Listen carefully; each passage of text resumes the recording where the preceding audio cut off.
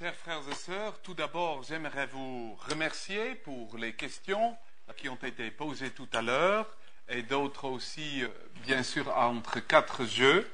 Je vois que le sujet ou les sujets abordés concernant le rôle et la vocation de la femme dans l'Église et la société suscitent encore et encore beaucoup de questions et parfois ça amène à des discussions assez animées, on pourrait le dire. Je suis aussi conscient des limites de ces 3 conférences. Nous n'avons pas pu couvrir toute la matière, ni faire une exégèse détaillée de tous les textes qui ont été lus. Et c'est pour cela aussi, je pense sans doute, ici dans le colloque biblique, ce ne sera pas la dernière fois lorsqu'on parle de ce sujet. Un autre sujet que j'ai aussi à cœur, c'est le fait que je n'ai pas abordé, et volontairement, le sujet de la femme dans la société, puisque aussi dans la société, nos sœurs ont, comme j'ai dit en introduction, le premier soir, bien sûr, parfois des formations académiques qui leur donnent accès à des postes clés, voire de direction, donc des postes d'autorité. Alors il était aussi clair que ça c'est un sujet qui est encore à part, puisque nous avons surtout abordé la question, le rôle et la vocation de la femme dans l'Église, à l'intérieur de l'Église, avec son rayonnement à l'extérieur, évidemment. Le rayonnement missionnaire, par exemple, des femmes missionnaires qui sont actuellement au service du Seigneur, qu'elles soient célibataires ou mariées, mais surtout beaucoup de célibataires qui ont aussi parfois un rôle d'autorité dans des missions dans lesquelles ils sont engagés. Donc, ces questions-là sont aussi d'une importance capitale et moi, personnellement, ça m'encouragerait, si vous pouvez encore, à la fin de la soirée, si des questions demeurent, notez sur un bout de papier lisible vos questions, puisque pour moi, c'était simplement un début de réflexion et j'aimerais poursuivre ces réflexions. Donc peut-être, dans quelques années, on aura encore d'autres réflexions à vous apporter. Donc ça, en introduction, me semble que c'est important d'avoir aussi ce souci de vouloir nuancer là où on peut, et d'être précis là où on doit. Et qu'ainsi aussi chacun soit engagé dans ce débat qui a fait déjà pas mal de victimes aussi dans différentes églises, dans différents pays. Et nous voudrions surtout aussi apprendre à avoir une seule ligne et aussi être unis sur ce sujet si houleux et difficile parfois pour certains. Ce soir donc, le titre du 3e message sera la complémentarité du service féminin et masculin dans l'Église. Et nous allons surtout prendre l'aspect diaconal. Mais avant de lire quelques textes, j'aimerais encore commencer avec quelques remarques par rapport aux prédications précédentes. Premièrement, Bible en main, nous avons vu que le ministère et le rôle de la femme est un ministère de complémentarité à celui des hommes. Ça, il faut le souligner en gras. C'est pourquoi les femmes ont eu aussi un impact extraordinaire dans l'Église primitive et dans l'histoire de l'Église, mais selon les limites de leur vocation que Dieu a définies dans sa parole, et ceci avant la chute. Là aussi, soulignons en gras le mot « avant la chute ». Par exemple, elles ont joué un rôle clé dans l'implantation des nouvelles églises en Asie mineure, à Philippe, dans Acte 16, verset 4, à Thessalonique, Acte 17, verset 4, à Bérée, Acte 17, verset 12, à Athènes, Acte 17, 34. Les hommes ont été assistés partout et soutenus par des femmes, sans quoi ils n'auraient jamais pu faire ce qu'ils ont accompli par la grâce de Dieu. Et aujourd'hui, les choses ont guère changé. Cependant, les premières équipes missionnaires apostoliques étaient constituées après la Pentecôte par des équipes d'hommes. 1 Corinthiens 9, 5, Philippiens 4, 3, Romains 16, 3. Tout cela fut en parfaite harmonie avec l'Ancien Testament et avec l'enseignement et l'attitude de Jésus à l'égard des femmes. Lorsque l'Église doit trancher concernant la pratique juive de la circoncision, ce sont des hommes qui doivent se prononcer pour régler ces problèmes pour toutes les nouvelles églises. Pourquoi ? parce que toute décision concernant les structures de cette nouvelle Église est une question d'autorité apostolique. Et c'est ainsi que nous assistons, dans Acte 15, à une première pastorale ou synode constituée des hommes responsables des églises en Asie mineure, à Jérusalem. Nous trouvons ni dans les églises, ni dans les évangiles, ni dans les actes des apôtres, ni dans tout le Nouveau Testament, des femmes apôtres, ou des femmes pasteurs, ou des femmes anciens. Mais, toutefois, comme on vient de le dire, l'implication des femmes célibataires et épouses des missionnaires ont eu un impact extraordinaire dans l'implantation des nouvelles églises en Asie mineure. Cette prédication concerne la vocation de la femme, particulièrement dans l'Église. Et ceci concerne bien évidemment les femmes mariées et surtout aussi les femmes célibataires. Alors, placez notre texte dans son contexte que nous allons lire maintenant. Rappelons-nous que l'apôtre Paul a écrit cette lettre à Timothée dans l'espoir de ramener l'Église d'Éphèse sur la bonne voie, car elle commençait à s'éloigner des vérités premières de la foi chrétienne, notamment concernant le rôle et la vocation de la femme. Alors je vous propose une première lecture dans l'épître de Timothée, 1 Timothée 3, les versets 8 à 13. 1 Timothée 3, verset 8. Les diacres, pareillement, doivent être respectables, éloignés de la duplicité, des excès de vin et des gains honteux, qu'ils conservent le mystère de la foi dans une conscience pure, qu'on les mette d'abord à l'épreuve et qu'ils exercent ensuite le diaconat, qu'ils sont sans reproche, que les femmes de même soient respectables, non médisantes, sobres, fidèles en toutes choses. Les diacres doivent être maris d'une seule femme et bien diriger leurs enfants et leur propre maison, car ceux qui ont bien exercé le diaconat s'acquièrent un rang honorable et une grande assurance dans la foi en Jésus-Christ. Quelques pages plus loin, nous nous trouvons dans l'épître de Tite au chapitre 2 et nous lisons quelques versets, les versets 3 à 5. Dit que les femmes âgées doivent aussi avoir l'extérieur qui convient à la sainteté, d'être ni médisantes, ni asservies aux excès de vin, qu'elles doivent donner de bonnes instructions afin d'apprendre aux jeunes femmes à aimer leurs maris et leurs enfants, être sensées, chastes, occupées aux soins domestiques, bonnes, soumises chacune à son propre mari, afin que la parole de Dieu ne soit pas calomniée. Jusque-là, la lecture de la parole de Dieu. Premier point. Le ministère diaconal est un service d'entraide. Question. Qui est qualifié pour ce ministère? Soulignons d'abord l'importance des qualifications morales d'un candidat diacre d'après le texte à l'étude. Un diacre doit jouir d'une bonne réputation dans sa famille et dans l'église locale. Il s'agit d'un homme fidèle dans ses responsabilités d'après les versets 10, 11 et 12. C'est une personne qui est mariée avec une seule femme ayant bien élevé ses enfants. Est-ce vraiment important?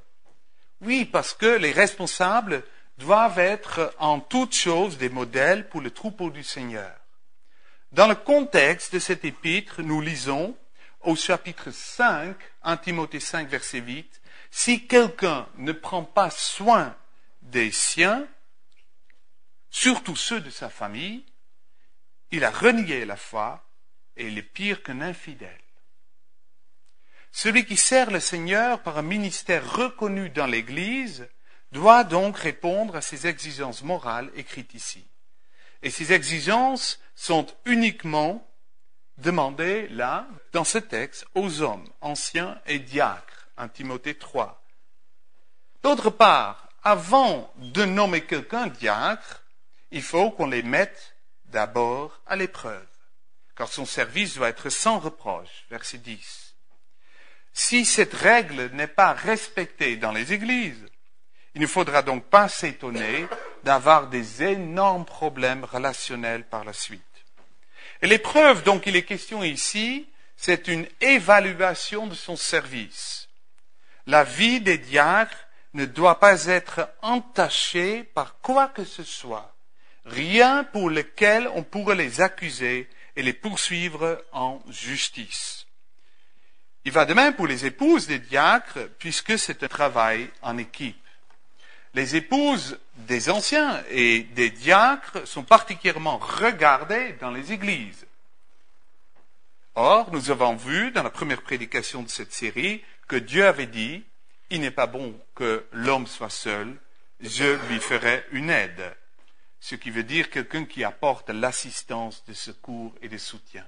Donc, le ministère des épouses, des diacres et des anciens est par définition ministère d'appui et de soutien au mari.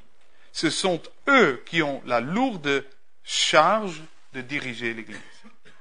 Et très malheureusement, le ministère de soutien de la part des femmes n'a pas toujours été reconnu à juste titre dans l'histoire de l'Église.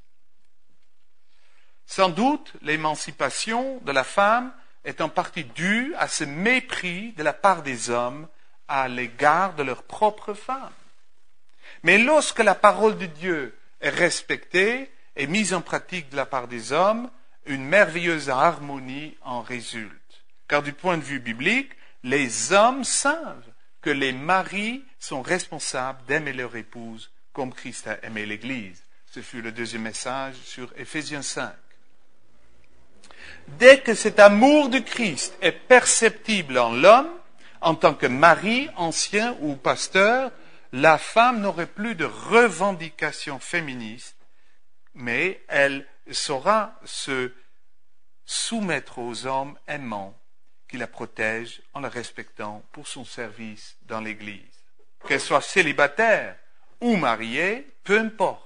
La vocation des hommes est un principe de vocation et de protection de la sexe plus faible. Là aussi, nous en avons déjà parlé. Et troisièmement, étant donné que la prédication de la parole est un ministère d'autorité, nous avons donc vu que la femme ne peut être ni prédicateur, ni ancien ou pasteur. Mais elle peut, par conséquent, avoir un ministère d'enseignement auprès des autres femmes. Nous allons en parler, des jeunes, des enfants. Et ça, c'est important de le signaler ici. Dans 1 Corinthiens 11, versets 3 à 7, eh bien, l'apôtre parle du fait que l'homme est l'image de la gloire de Dieu, tandis que la femme est la gloire de l'homme. Ce texte nous montre, sans aucun nombre de doutes, qu'il y a une volonté de la part du Dieu créateur de vivre cette subordination et autorité entre l'homme et la femme. C'est-à-dire, il y a volontairement une interdépendance dans les rapports mutuels entre les hommes et les femmes. La soumission de la femme se place donc toujours dans le contexte du modèle de Christ. Concrètement, cela ne veut pas dire infériorité, faiblesse, inégalité, esclavage ou oppression, pas du tout. Le mot soumission nous parle simplement du fait qu'il faut un ordre au sein d'une relation. Et le but de cet ordre est de permettre aux deux personnes impliquées dans la relation de fonctionner ensemble dans l'unité, en reconnaissant mutuellement sa fonction. De même pour les anciens et des diacres qui doivent travailler en team, en équipe, pour conduire l'Église, dans le sens spirituel, mais aussi dans le sens pratique. Deuxième point, la définition du mot diacre. Cette complémentarité, dont il est question entre l'homme et la femme, devient très concrète dans le service diaconal au sein d'une église locale. Or, le terme grec diakonia veut dire simplement rendre service. Dans le Nouveau Testament, ce mot est employé pour identifier le service rendu au prochain, mais dans un sens large. Puis, un autre terme, diakonos, veut dire serviteur. Pourquoi le Nouveau Testament utilise ces deux mots, soit dans un sens large ou dans un sens étroit du terme? Dans le sens large, ce nom diakonos, serviteur, désigne évidemment tout disciple du Seigneur et fait allusion aussi au sacerdoce universel.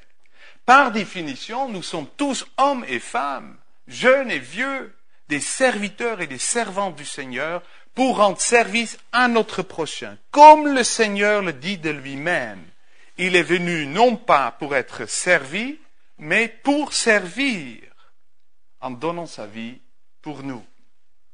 De ce fait, le Seigneur nous exhorte à aimer notre prochain comme soi-même. Nous pouvons dire que le ministère diaconal est par définition un service d'entraide, un ministère de compassion et un ministère complémentaire à celui des anciens, qui est un ministère d'enseignement, de berger. De même, avoir un ministère d'autorité n'exclut pas le charisme d'être au service des uns les autres.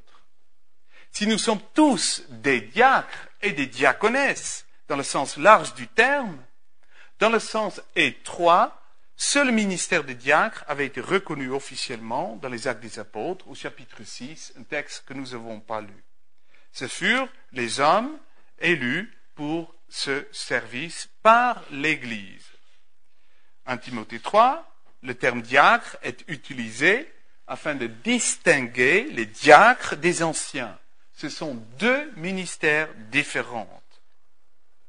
Afin de distinguer les diacres des anciens et aussi de distinguer des diacres du reste des membres de l'Église locale. Pourquoi cette distinction? Puisque dans le sens large, nous sommes tous des diacres et des diaconesses, des serviteurs et des servantes du Seigneur. Pourquoi cette distinction? La réponse est tout simple, parce que certaines personnes ont reçu un certain charisme, don particulier pour ce service. Ils ont été qualifiés par le Seigneur pour ce service.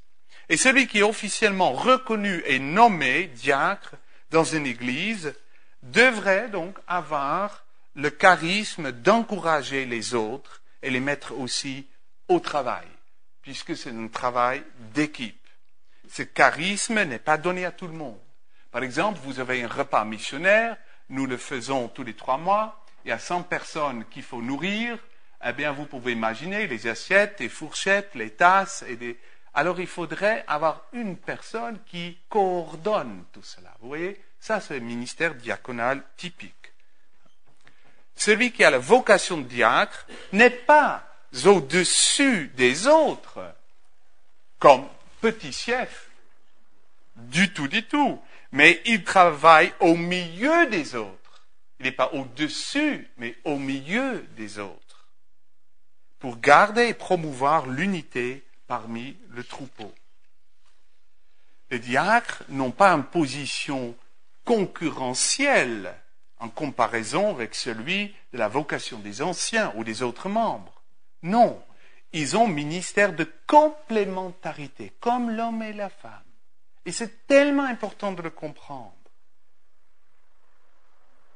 Voilà pourquoi, dans l'Église primitive, ces diacres avaient été officiellement reconnus et nommés devant toute l'Église, comme cela fut le cas dans Actes chapitre 6. D'une part, pour soulager les apôtres, qui furent surchargés par les directions de l'Église et l'enseignement du troupeau. Le texte est très clair à cet égard. Alors pourquoi c'est important de nommer officiellement des diacres? Parce que les membres doivent savoir qui est responsable de quoi, qui fait quoi dans l'Église. Si vous entrez dans n'importe quelle Église, vous entrez pour la première fois, vous allez tout de suite découvrir cette Église est bien structurée ou pas. Si vous devez chercher une demi-heure qui est le pasteur, qui est responsable pour ci et cela, il y a un problème de coordination, de structure. Il faut donc de l'ordre dans les relations, mais il faut aussi de l'ordre dans l'Église du Seigneur. N'est-il pas dit dans 1 Corinthiens 14, 40 que tout se fasse avec bienséance et avec l'ordre? Puis il est important de préciser que dans ces deux textes, Actes 6, 1 Timothée 3, l'apôtre n'emploie jamais, curieusement, le titre diaconesse, pour la simple raison que ce mot n'existait pas à l'époque. Ce n'est qu'après l'époque néo-testamentaire et que dans l'usage du grec, le terme distinct, diaconessa, fut employé. Donc l'équivalent en français est diaconesse. D'autre part, dans Romains 16, 1, l'apôtre Paul recommande que Phobé soit reconnue comme servante du Seigneur. Ce texte n'est pas une preuve, comme certains veulent nous le faire croire, que Phobé avait été nommée comme première diaconesse dans l'Église primitive. Non, elle est officiellement reconnue par les apôtres, par l'apôtre Paul, comme une servante du Seigneur, dans le sens large du terme, pour aider les hommes dans leur ministère. D'ailleurs, curieusement, les anciennes traductions de la Bible, telles que l'NIV, the New International Version en anglais, la traduction de Luther, die Bibel nach die Übersetzung de Martin Luther, ou la traduction hollandaise de Statenvertaling, ou en français la Bible Darby ou Chouraki, traduisent tous sans exception ici servante. Mais les traductions ultérieures ou supérieures, je voudrais dire, eh bien, qui sont plus jeunes, eh bien, tout à coup, on va apparaître la traduction diaconesse. Et il faut le savoir. Si ces anciennes traductions ne se sont pas autorisées de traduire le mot servante par diaconesse, pourquoi alors a-t-on subtilement changé le sens de ce texte dans les nouvelles traductions en glissant tout simplement le mot diaconesse? Là encore, la réponse est tout simple. Les théologiens ont été influencés aussi, bien entendu, par la théologie moderne, du féminisme, donc je vous ai fait allusion dans la première prédication. Ces remarques sur les différentes traductions nous semblent très importantes, car ce verset seul pourrait soit justifier la nomination des diaconesses, soit alors l'interdire, tout en reconnaissant, bien entendu, l'importance des ministères féminins au sein de l'Église du Seigneur, en tant qu'aide et soutien à ceux des hommes. Tout dépendra donc si nous utilisons le terme diaconesse dans le sens large ou dans le sens étroit du terme. Ça, c'est à chaque Église, à ce moment-là, de définir. Quoi qu'il en soit, chers frères et sœurs, soyons logiques comme la Bible est logique. Vu que le ministère de diacre est aussi ministère d'autorité par définition, puisqu'il doit travailler en équipe, en donnant des ordres aux autres, il est tout à fait logique que les sœurs demeurent alors aussi des servantes qui collaborent avec les diacres dans les équipes de travail. Ainsi, nous pouvons dire qu'il n'y avait pas de nomination officielle de femmes diaconesses, comme cela fut le cas pour les hommes dans Acte 6. Et d'ailleurs, dans tous les textes, ils ne sont pas très nombreux, où il y a question des anciens, les diacres sont aussi nommés. Mais jamais des diaconesses. Il y avait les femmes qui exerçaient un ministère publiquement reconnu comme Phobé, sans nécessairement eu le titre de diaconesse. En tout cas pas dans le sens étroit du terme. Regarde encore le verset 11 de notre texte. Que les femmes soient respectables. De quelles femmes parle-t-on donc? Si nous respectons le contexte, Paul parle sans doute des épouses des diacres, puisqu'il continue de parler des diacres, il y a juste le verset au milieu. Ce sont des épouses qui doivent inspirer le respect et elles doivent aussi être fidèles en toutes choses, comme leur mari, précise l'apôtre Paul. Étant donné que le mari est engagé dans un ministère public, l'épouse est aussi regardée quant à son comportement public auprès de son mari. Comme il doit y avoir une complémentarité entre les anciens et les diacres, de même, il doit y avoir cette complémentarité entre le diacre et son épouse. Tous les deux, ils sont au service de l'Église, au nom de Christ, dans la complémentarité, en respectant la différenciation entre le rôle de l'homme et de la femme dont on a parlé hier soir.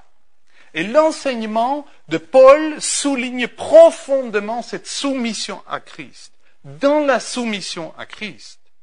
Ainsi, nous avons vu que même si l'homme et la femme ont une valeur égale devant Dieu du point de vue spirituel, cela ne veut pas dire que l'homme et la femme ont une identité égale dans leur vocation et leur service.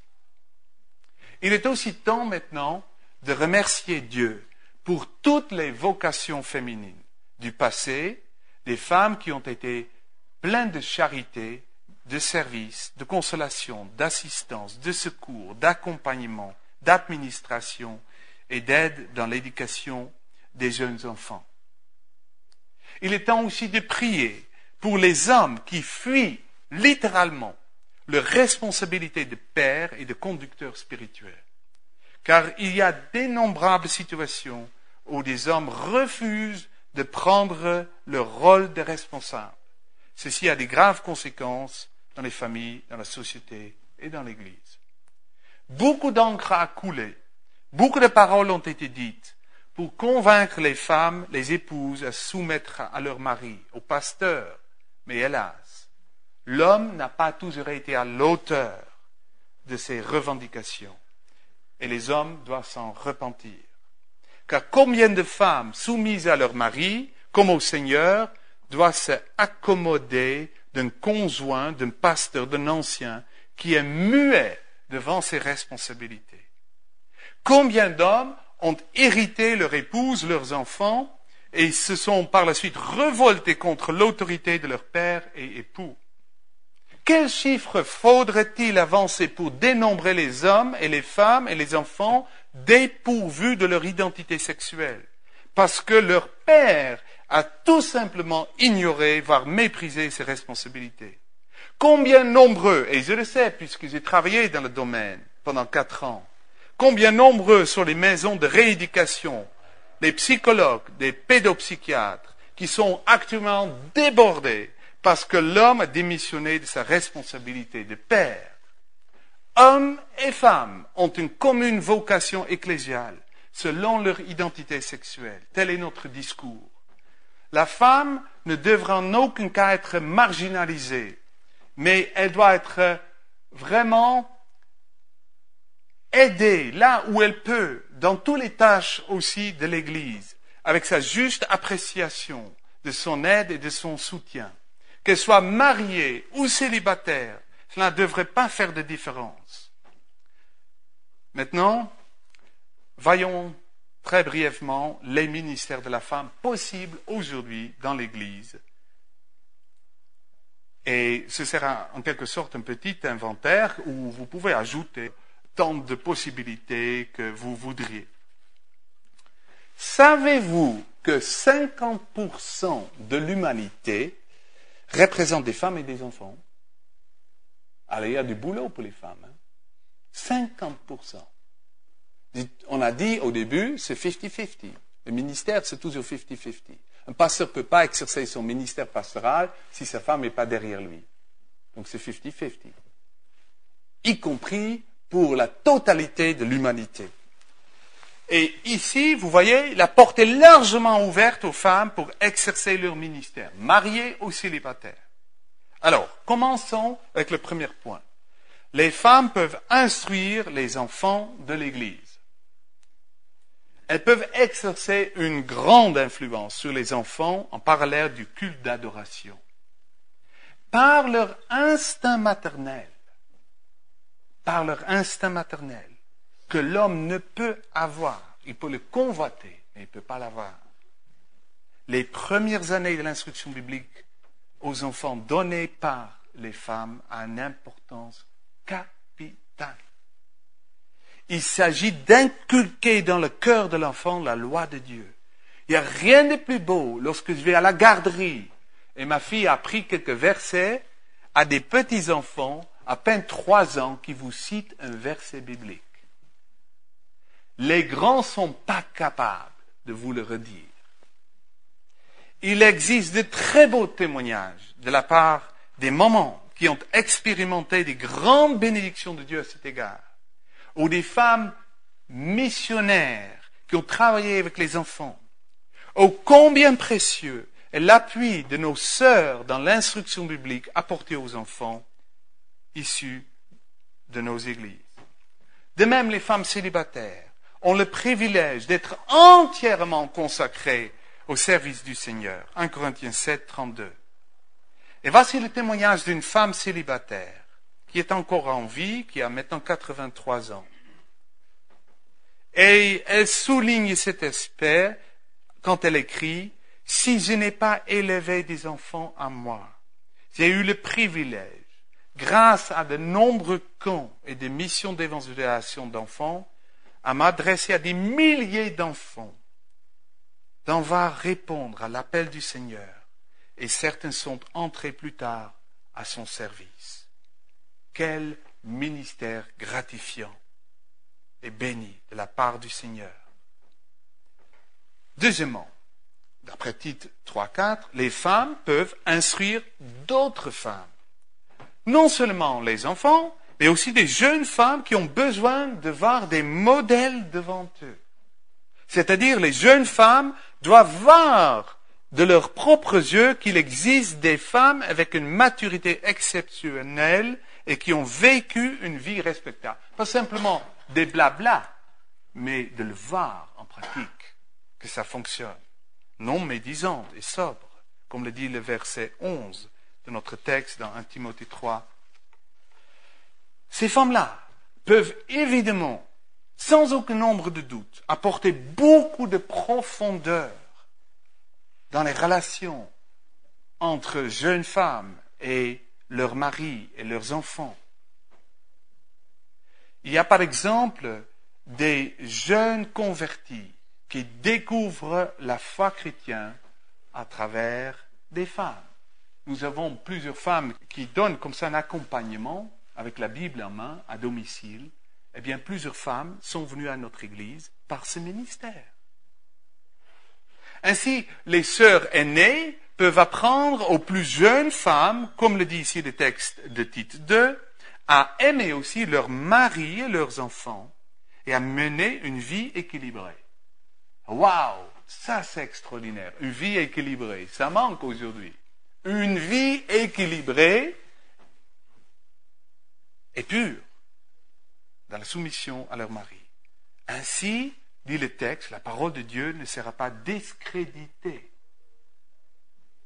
Chers amis, chers frères et sœurs, est-ce que votre foyer est équilibré? Si les sœurs aînées qui ont appris à être soumises à leur mari, elles sont des femmes modèles, donc l'Église a urgemment besoin. Moi, j'ai pris des lunettes d'approche, mais j'en vois pas beaucoup dans l'Église.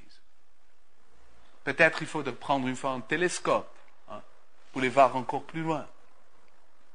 Mais combien c'est important que on coopère ensemble, hommes et femmes, pour former les jeunes générations montantes qui n'ont plus de repères. Et ce genre de femmes ne s'imposent pas, ils sont simplement là. Elles sont toujours présentes et disponibles, mais elles ne s'imposent jamais. Ce sont des femmes extraordinaires. Vous savez, dans mon ministère, il y a 20 ans, il y a 2 femmes qui sont venues au Seigneur, qui sont radicalement converties à Jésus-Christ. Ils étaient avec leurs 2 jambes dans le mouvement du nouvel âge. Il n'y avait pas de plus grand féministe que ces 2 femmes. J'ai eu des moments de découragement, mais aujourd'hui, ils sont merveilleux. Et ils sont une bénédiction pour l'Église. Ce n'est pas moi qui les ai transformés, c'est le Saint-Esprit. Il y a aussi des femmes qui ont prié pour eux, avec eux. Et ça, c'est exceptionnel. Elles s'imposent elles s'imposent non pas leur volonté, non pas par la parole, elles s'imposent par leur sagesse et leur dévouement, et par leur parfaite respectabilité devant l'autorité que Dieu a instituée dans l'Église. Ce ne sont pas des femmes dont parle l'apôtre Paul dans 1 Timothée 2, des femmes qui parlaient beaucoup de calomnies au sujet des serviteurs de Dieu. Elles renoncent aux calomnies et elles sont au service du Seigneur. En revanche, les femmes qui sont toujours en train de critiquer leur mari et les hommes en général, en contestant publiquement leur autorité, ne peuvent être de bons exemples pour les plus jeunes. Elles nourrissent une attitude négative et rebelle. Ces femmes respectables, dont il est question au verset 11, sont très différentes de celles qui sont nommées dans 1 Timothée 4, verset 7, où il est question des femmes querelleuses et irritables. Vous les pasteurs, vous les connaissez, des femmes querelleuses et irritables? Malheureusement, il y en a encore, souvent trop. Chers frères et sœurs, réfléchissez très honnêtement devant Dieu. Êtes-vous un modèle pour les plus jeunes? Je ne peux pas répondre à votre place, mais il est nécessaire de pouvoir répondre honnêtement à cette question, chacun pour soi, hommes et femmes.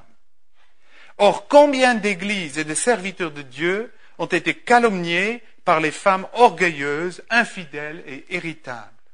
1 Timothée 2,12 nous donne une très sérieuse mise en garde contre des femmes qui cherchent le pouvoir et l'indépendance vis-à-vis de l'autorité que Dieu a établie dans son Église. Donc, dans Tite 2, verset 3, les femmes âgées sont exhortées à donner de bonnes instructions aux jeunes femmes et ne pas être asservies aux excès de vin. Dans ce texte, il y a au verset 3 aussi l'adjectif médisante, qui est la traduction du mot grec diabolos, des femmes diabolos. Ça vous dit quelque chose? Non? Diabolos signifie calomniateur ou faux accusateur. Nous voulons toutefois pas devenir un être humain comme celle-ci, femme ou homme. Satan est appelé le calomniateur des frères. Et l'apôtre souligne ici le fait que, en tant que femme, on peut devenir un instrument entre les mains du diabolos en se livrant à des calomnies contre les frères qui portent la responsabilité de l'Église. Voilà pourquoi le silence de la femme fut, entre autres, exigé dans le texte de 1 Timothée 2, 11 à 12. Parce que ces femmes avaient une fausse conception de l'autorité spirituelle de la part de ces femmes. Elles ne doivent en aucun cas prendre le rôle du pasteur ou des anciens au sein d'une église locale, mais elles doivent apprendre aux plus jeunes femmes la soumission, qui est un aspect majeur de la sanctification, aussi d'après Tite 2, 3. J'arrive à mon troisième proposition, que vous voyez aussi sur votre feuille. Les femmes peuvent exercer le ministère d'écrivain. Par l'écriture, les femmes peuvent exhorter d'autres femmes à la piété. Il y a beaucoup de littérature chrétienne écrite par les femmes qui sert à l'Église universelle, à l'intention des femmes et des enfants. C'est un trésor inestimable. Et il ne faudra surtout pas oublier le gigantesque travail fait par de nombreuses femmes pieuses qui ont corrigé ou traduit des livres d'enseignement utiles au corps de Christ. Leurs services sont un appui très important pour le développement de l'œuvre de Dieu du point de vue missionnaire. Quatrièmement, les femmes peuvent exercer ministère de visite ou d'aumônerie. J'ai fait un cours de psychologie, Clinical Pastoral Training, au CHUV à Lausanne, qui a duré 3 mois. J'ai été entouré par quelques pasteurs et pasteureux et psychologues. Mais ce que j'en retiens, que ce qui est intéressant, c'est effectivement, il y a des problèmes spécifiquement féminins. Donc combien c'est important que ces sœurs-là, ces femmes-là, ont pu exercer aussi un ministère d'aumônerie auprès de ces malades, auprès de ceux qui souffrent. Elle peut aussi, si elle est mariée, accompagner son mari, s'il est appelé à exercer ce ministère de visite au sein d'une église locale. Certaines visites ne peuvent être faites par le pasteur seul ou un ancien seul. Il a besoin d'être accompagné par sa femme ou ou plusieurs sœurs peut-être dans l'église, comme c'est l'habitude dans certaines églises aux Pays-Bas. Cinquièmement, les femmes devraient exercer un ministère de prière. Là, je dis peuvent, non, devraient exercer un ministère de prière, comme les hommes d'ailleurs. Mais, parce que les hommes sont souvent au front, eh bien, combien c'est précieux d'entrer dans ce ministère de combat spirituel qu'est la prière. Car sans la prière, le royaume de Dieu ne peut avancer. Et on ne peut pas en dire plus maintenant. Et là encore, je vous recommande l'ouvrage qui a déjà été recommandé ce matin ou cet après-midi de Douglas Kelly, Pourquoi prier si Dieu sait déjà. Je l'ai déjà lu et il y a quelques pistes intéressantes à cet égard. Donc il est très important que les épouses prient pour leur mari, pour les hommes en général qui travaillent au front dans l'Église et dans le monde séculier. Par exemple, je sais que mon épouse a prié pour moi durant ces jours. Je n'ai pas un nombre de doutes. Combien c'est encourageant, fortifiant pour les hommes qui sont au front. Elles peuvent se réunir aussi ensemble en priant pour les malades, pour les besoins de l'Église locale ou des projets d'évangélisation. Il n'y a rien de mal à cela. Que plusieurs femmes se regroupent ensemble pour prier pour l'Église. Il n'est pas toujours nécessaire qu'un homme soit présent. C'est merveilleux de savoir que les femmes prient pour les hommes en général, afin que Dieu les qualifie dans leur travail quotidien en priant. Bénis l'ouvrage de nos mains. Sixièmement, les femmes peuvent aussi exercer un ministère de secrétariat ou de comptable dans une œuvre chrétienne, dans l'Église ou une œuvre missionnaire. Pour celles qui aiment les chiffres, ce ministère est extrêmement précieux. Inutile de vous dire que beaucoup d'œuvres chrétiennes n'auraient jamais vu le jour sans l'engagement des femmes célibataires qui ont consacré toute leur vie au niveau d'un poste de secrétariat ou de comptable. Après le mouvement de la Réforme, nous avons assisté à la naissance de beaucoup d'œuvres charitables dans le domaine social où les femmes ont eu une part très importante. Je pense ici aux infirmières, bénévoles, les mains d'œuvre pour assister les pauvres, aider les personnes âgées qui sont devenues immobilisés, etc., etc., etc. Ce sont des ministères particulièrement adaptés aux femmes célibataires ou mariées. Du point de vue civil et politique, les sœurs pourraient davantage se mobiliser avec les hommes dans la politique. Ils devraient aussi être présents dans la politique. Par exemple, en vue d'abolir les avortements. Et je remercie Dieu qu'il y a beaucoup de femmes qui sont actives aux Pays-Bas pour cette cause-là. En vue de se mobiliser contre la pornographie dans les médias pour protéger nos enfants contre ce fléau terrible, la violence dans les jeux. Mais ça, c'est un autre thème. Elles pourraient aussi s'engager dans le cadre de l'aumônerie, dans les prisons féminines et dans les hôpitaux, dans les lieux publics. Elles pourraient créer des lieux d'accueil pour les jeunes enfants dont les parents sont malades ou divorcés. Il y a tant de besoins, tant de portes ouvertes. Il suffit de s'organiser et d'ouvrir ses yeux. Les femmes pourront aussi aider dans le ministère d'évangélisation, septièmement. Par exemple, elles peuvent seconder les frères à tenir un stand biblique ou une librairie chrétienne au marché public, comme nous le faisons aussi à Bulle, en Gruyère. Il y a des milliers de gens qui passent. Il y en a toujours plusieurs hommes et femmes derrière le stand pour discuter, partager avec les gens de passage. Elles peuvent être hôtesses d'un groupe d'études bibliques qui se tient dans leur propre maison, comme Priscilla et Aquilas, acte 18.3. Elles peuvent aussi diriger une étude biblique avec des femmes qui connaissent encore rien de l'Évangile, en vue de les stimuler à venir au culte, en vue d'écouter l'enseignement de la parole de Dieu, comme Évodie et Syntyche, qui ont combattu avec l'apôtre Paul pour l'avancement de l'Évangile. Philippiens 4, 2 et 3. Donc il y a tant de portes ouvertes. On voit que une ou deux choses que les femmes ne peuvent pas faire dans l'Église, telles que la prédication à l'anciennat, et on dit on ne peut rien faire. Mais toutes les autres portes sont ouvertes. Je ne vois pas où il y a le problème, dans ce sens-là. Huitièmement, les femmes mariées sont appelées à être des épouses fidèles. Il n'y a pas de plus grande tragédie aujourd'hui que de faire croire aux femmes que le fait d'être mère et épouse à domicile ne sert qu'à peu de choses. C'est gaspiller sa vie. Mais ça, c'est le diabolos qui le dit. C'est pas le Seigneur. C'est le plus précieux travail qu'elle peut faire. Savez-vous que les femmes mariées qui restent à la maison, qui s'occupent de leurs enfants, ont littéralement les futures générations entre leurs mains? Réfléchissez. C'est tout simple. Ce sont elles qui peuvent apprendre aux enfants le respect et la crainte du Dieu Tout-Puissant, le Dieu souverain qui conduit toutes choses. Et cela s'apprend depuis le berceau. J'étais très ému quand mon fils, à 2 ans, à peine 2 ans, chantait, je l'ai enregistré, je sais que mes yeux verront un jour le Seigneur.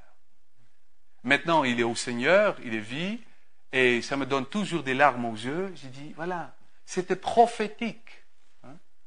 Et c'est tellement important de vivre ça en tant qu'hommes et femmes ensemble, mais aussi avec l'Église. Lorsque les petits-enfants sont là de l'école dimanche, devant l'église, sur l'estrade, et chantent un beau cantique, des petits bouts de choux, à peine 50 cm de hauteur. Pour moi, c'est très petit, puisque j'en ai beaucoup. Alors, vous voyez que c'est tellement important de voir ces images et de soutenir tout ce ministère. Aux yeux de Dieu, être une épouse fidèle, c'est accomplir la plus grande mission que la femme peut rendre.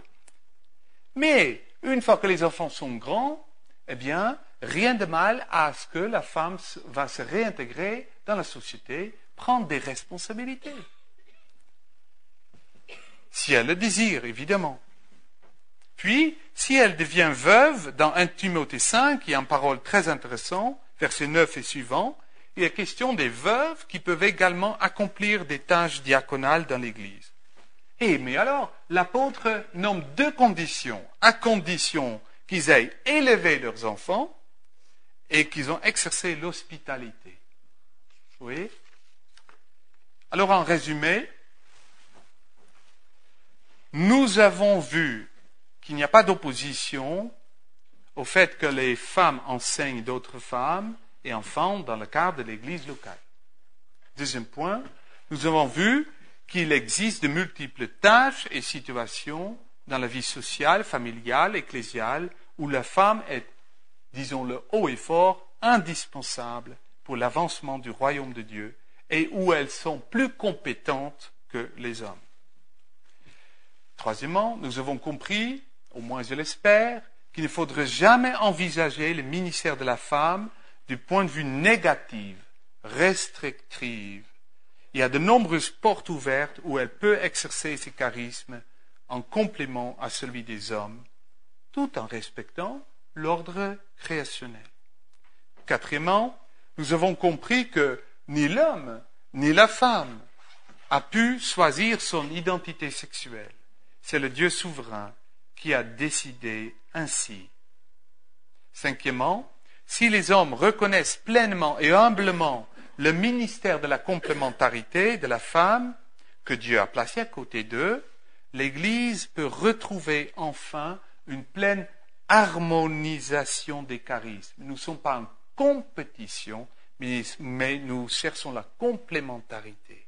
Une pleine harmonisation des charismes, des vocations et des ministères, pour la seule et unique gloire de notre Seigneur et Sauveur, qui est venu non pas pour être servi, mais pour servir en donnant sa vie pour nous.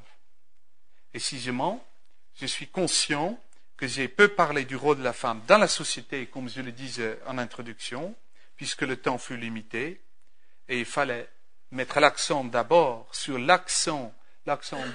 l'Église, en relation avec l'ordre créationnel, mais néanmoins, le sujet demeure une préoccupation pour les femmes qui exercent aussi un rôle d'autorité sur les hommes dans le monde séculier. Et ça, c'est un débat qu'on devra encore entamer ici dans le colloque biblique. Peut-être nous pourrions aborder ce sujet lors d'une prochaine colloque. J'arrive à ma conclusion. Elle sera très brève, d'après le verset 13 de 1 Timothée 3. Alors regardez.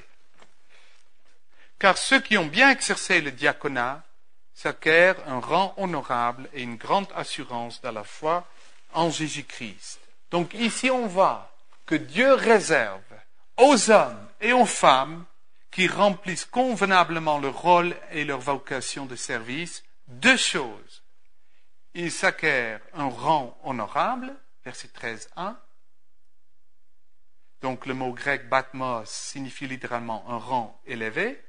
Et deuxièmement, ils gagneront, verset 13b, une grande assurance dans la foi en Jésus-Christ, notre Seigneur. Une grande assurance.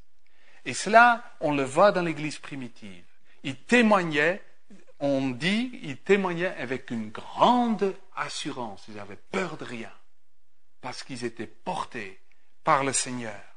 Que chaque homme et chaque femme ici présent sonde son cœur devant Dieu, en vue de le servir encore plus fidèlement, dans une totale soumission, dans l'humilité envers notre seul et unique Seigneur.